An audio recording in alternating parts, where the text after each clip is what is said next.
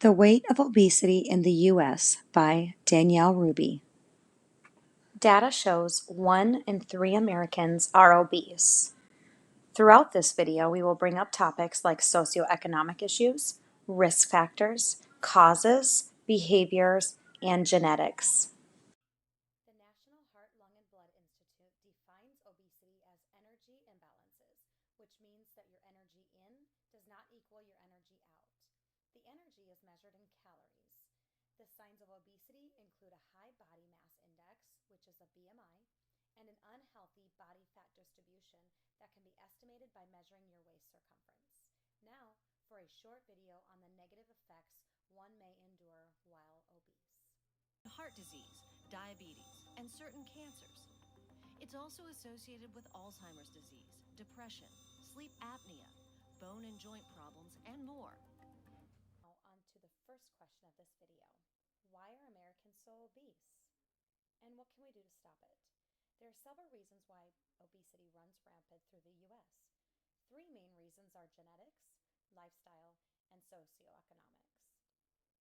Duke University did a study on how humans became the fat primate when we share 99% of the same DNA as our primate relatives.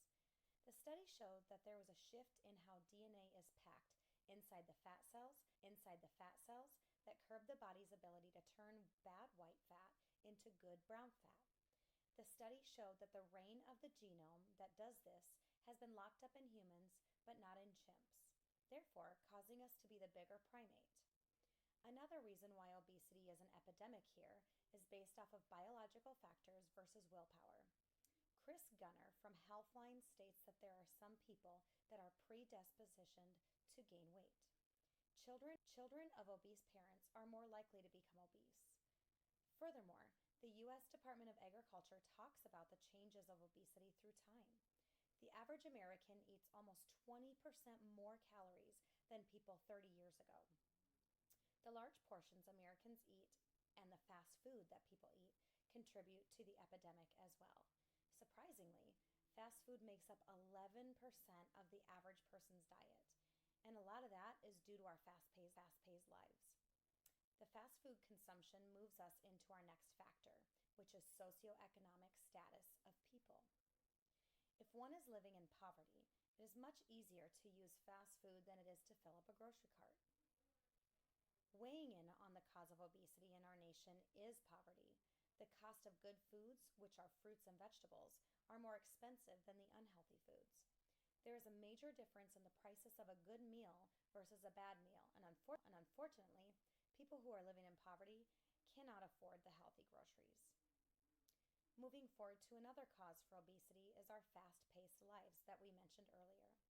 Many years ago, before obesity was an epidemic in the U.S., the homes were made up of the nuclear family, with dad at work and mom at home cooking and cleaning the house.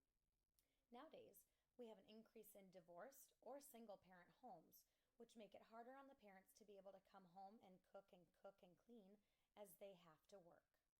This also has to do with the economic status as well. The households in today's society need to have 2-person income to afford food on the table. If both parents are working, these children intake more fast food or microwavable foods than any other generation before us ever has. So, circling back to our question, what can we do about this epidemic? It was stated that if we continue on What can we do about it? There are several things that we can do as a society to help our children grow healthy and happy. Here's a quick video before the end. Please enjoy. The world we live in doesn't make it easy to be healthy. That's why everyone plays a part and no single action alone can tackle obesity. We need to protect kids from junk food advertising. We need to reduce levels of salt, fat, sugar in our foods. Move price promotions to healthier foods. And improve labeling on packaged foods. Make healthy choices for you and your family. Increase support from health professionals. Lastly, raise public awareness of health risks. You and I both do our part. We can help everyone.